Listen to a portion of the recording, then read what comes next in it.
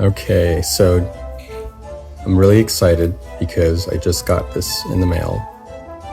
And this is the first time that I'm receiving the physical copy of my Cats of the Crown tarot deck. And I haven't seen it yet, but I'm just super excited to actually see it and reveal it to myself and everyone else. So here it is, taking it out.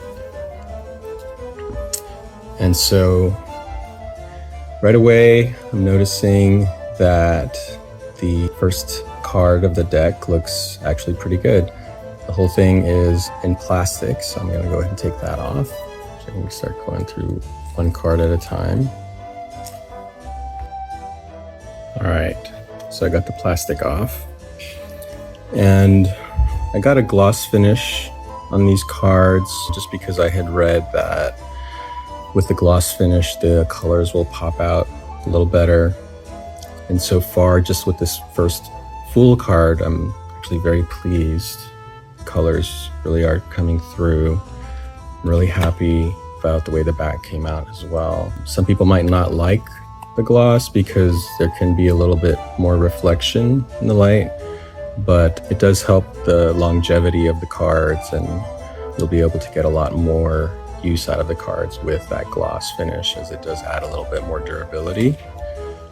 The cardstock seems on par with cardstock of other cards that I've used in the past. So let's go ahead and go through the rest of the cards here.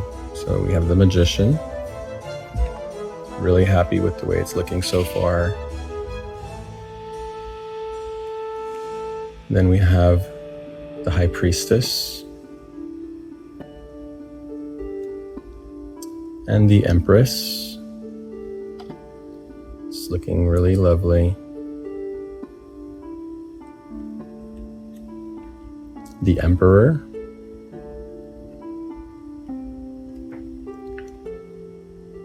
The High Priest, the Hierophant.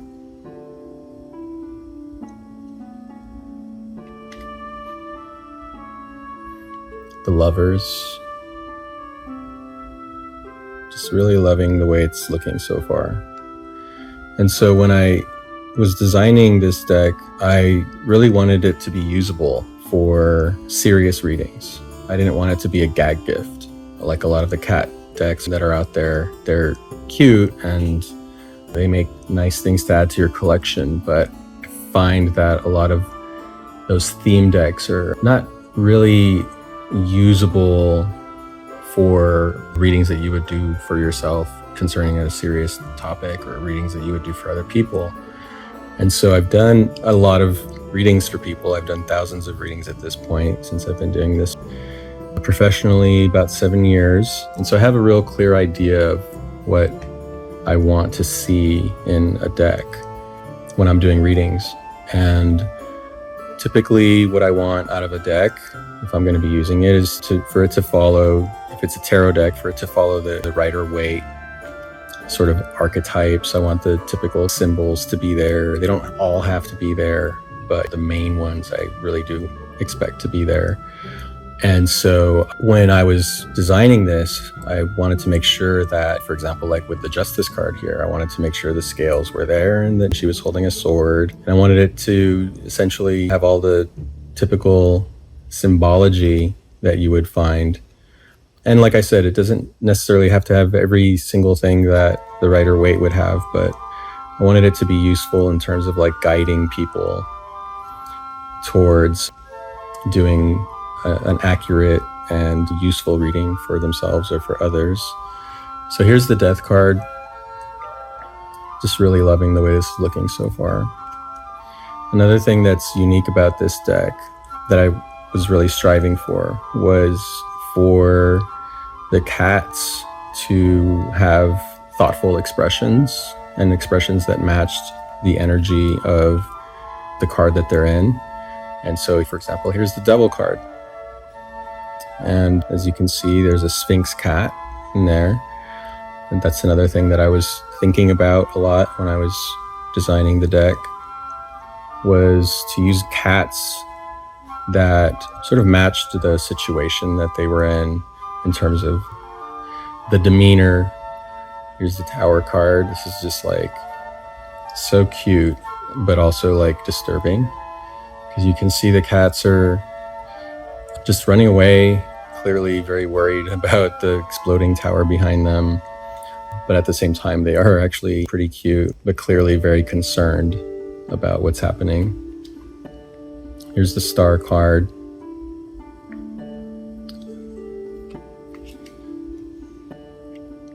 So I was just really thinking about the deck being something that wasn't just cute and just showing cute cats. I wanted everything to be like very photorealistic as well, very three-dimensional. I wanted the colors to pop. I wanted the colors to definitely match every typical card symbolism that's associated with that particular card. So, for example, here's the sun. Lots of bright yellows, gold, bright sun in the background. Here's this adorable cat on top of a horse. And so what I was going for was that you could actually like imagine these cats living in their own world and living in this cat world, like an alternate dimension, kind of like Planet of the Cats instead of Planet of the Apes. And as you can see too, I was really particular about the font that I was using. I really spent a lot of time customizing the font to make sure that it didn't just seem like some font that you just copied and pasted. I wanted it to be like very customized to match the energy of the deck. The deck has somewhat of a Renaissance feel as well, sort of a hybrid of Renaissance and cat world type energy. And here we have the Ace of Cups. You can see the paws holding the cup up. It's so cute. Here's the Two of Cups. Really just so happy with the way this is looking so far. A lot of time and many hours went into designing these cards just to make sure everything was just right, to make sure every card had all the right symbols and the right number of symbols. And so you can see here, for example, with this Four of Cups, that when it comes to the minor arcana, I have the numbers here, and then the symbols for each of the elements also included in each card. I didn't want the numbering or the titles to take away any space from the images. I wanted there to be numbers and symbols and things like that to represent the elements, but I also didn't want to give up real estate, because like I think you'll probably notice that with a lot of other decks, you'll see that there's like a big space that's usually taken out right here that will be dedicated for the title and just sort of like describing the name and like symbology of the card. And I figured that a lot of people that are going to want this deck are going to be people who already know what the minor arcana is and the major arcana is. They're going to know that if they see a cup here, that it's a cup card. They're going to know that this is the Four of Cups, right? So I didn't really feel like I needed to give up a lot of real estate on the cards to explain that. And I just really wanted sort of like the image to come through and be the emphasis of everything. And so here we have the Five of Cups, just looking so lovely. The Six of Cups. And so, like with a lot of typical decks, you'll see that when you're counting, for example, cups here, you'll see that there's 5 cups here, and then the 6th one is actually in the image, in the scene. Here's the 7 of Cups, the 8, the 9,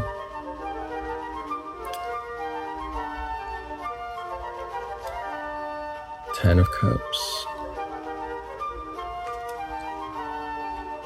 Here's the Page.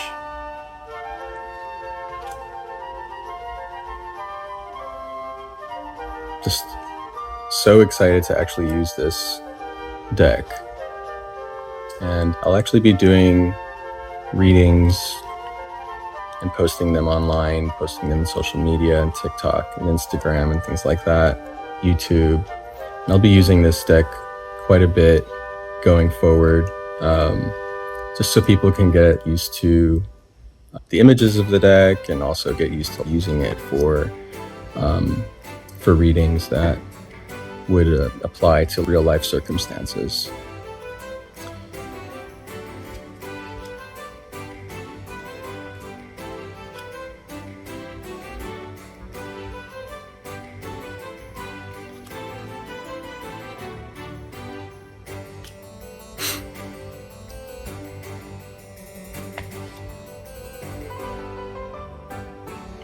I'm just so excited to get to use this deck, and also so excited to share it with people. I know most people that are into tarot are into cats, and people that are into cats know how magical they can be. There's just something about them, something about their centeredness, the focus in their eyes, their overall energy. There's something very inspiring about cats.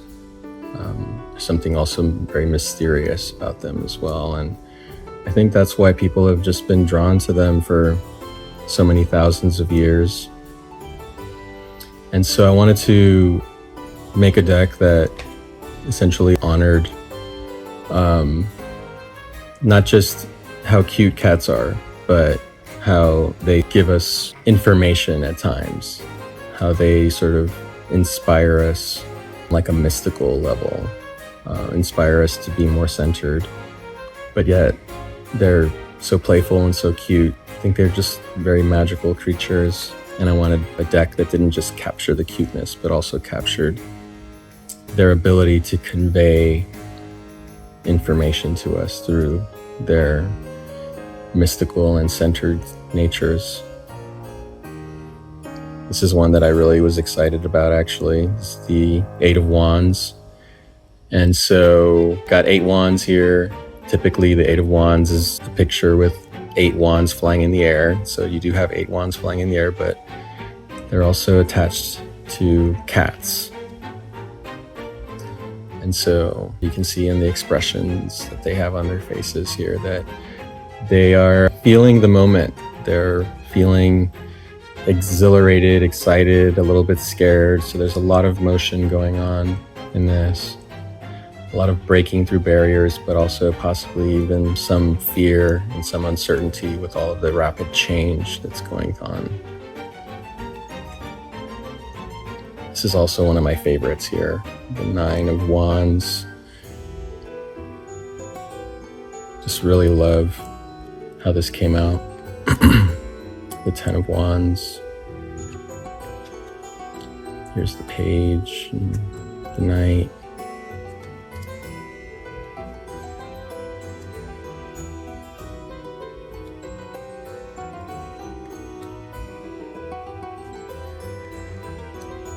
And then obviously the swords are going to have a completely different vibe than all the rest of the elements.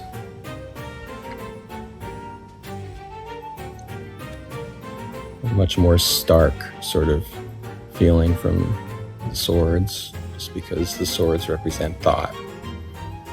And there's a certain coldness and calculation that goes into thought. Sometimes it works in your favor and sometimes it doesn't. Sometimes it works against you. And I wanted definitely to convey that feeling, but also remain loyal, obviously, to the original Rider-Waite.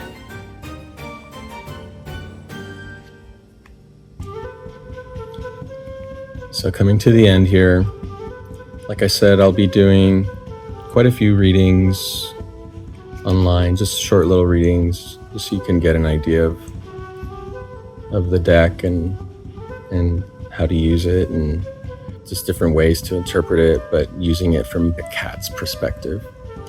Anyway, talk to you later.